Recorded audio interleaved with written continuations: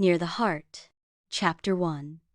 The encounter. Camila was sitting in her office, surrounded by papers and financial documents, with her impeccable gray suit and her hair pulled back in a ponytail.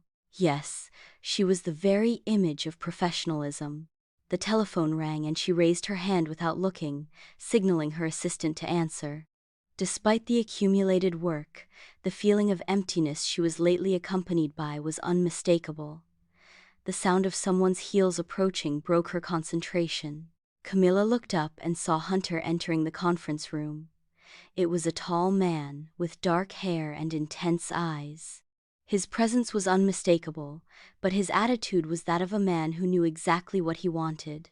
The business meeting began and, although Camila was completely concentrated on the numbers and statistics, she couldn't help but notice how her gaze crossed with Hunter's on several occasions. It was a fleeting touch, but enough for the air would be charged with a palpable tension. How could it be that someone so attractive was sitting so close to her without the atmosphere becoming uncomfortable? Chapter 2. The connection they passed. The days and meetings between the two continued.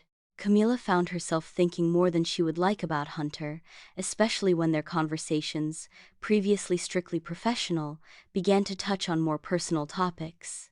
During a break in a meeting, Hunter approached her and with a subtle smile commented, "I didn't expect to meet someone so interesting at this type of meeting, Nez. Most only talk about numbers." Camila raised an eyebrow, but couldn't help but smile. "Work is important, Hunter, but we all have something more to offer, don't we?" she replied, while he ran a hand through his hair, a nervous gesture he had never made in front of any colleague.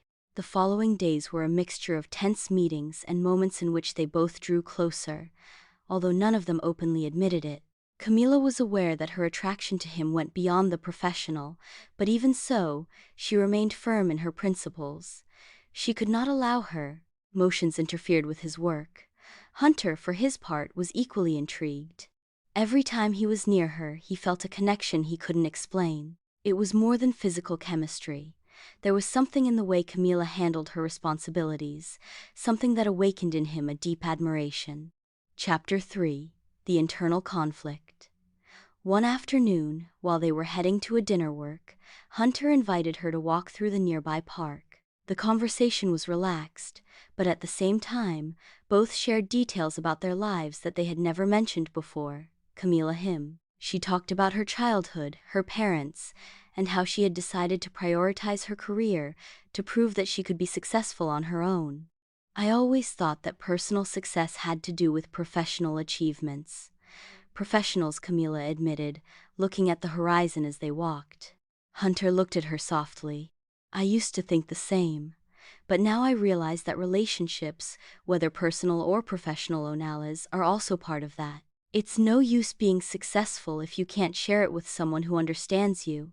Camila stopped for a moment. Hunter had said something that resonated deeply in Ella, but at that moment, a call interrupted the moment. Camila quickly moved away to answer. It was her boss, who was informing her about an important business decision she had to make.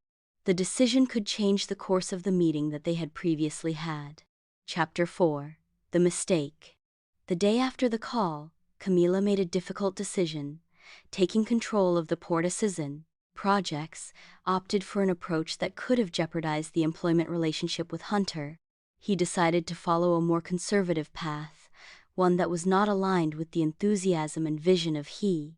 The news reached Hunter through a cold and technical email, and although he knew the decision was part of the job, he couldn't help but feel betrayed. He felt as if Camila would not have considered his ideas, his effort. In a later meeting, Hunter could not help but express his frustration. "I do not understand why you did not take into account what I proposed. This is not just about numbers, Camila. It's about the people behind those numbers. You've made me feel like my ideas don't matter." Camila, surprised by the harshness in his words, felt hurt. Ompre had acted with the best intention, but now she realized that her fear of letting someone else get close to her had influenced her decision. "I'm sorry, Hunter, that wasn't my intention," he answered sincerely, but the distance had already been created. During the following days, Both distanced themselves, and the meetings were tense and unproductive. Chapter 5.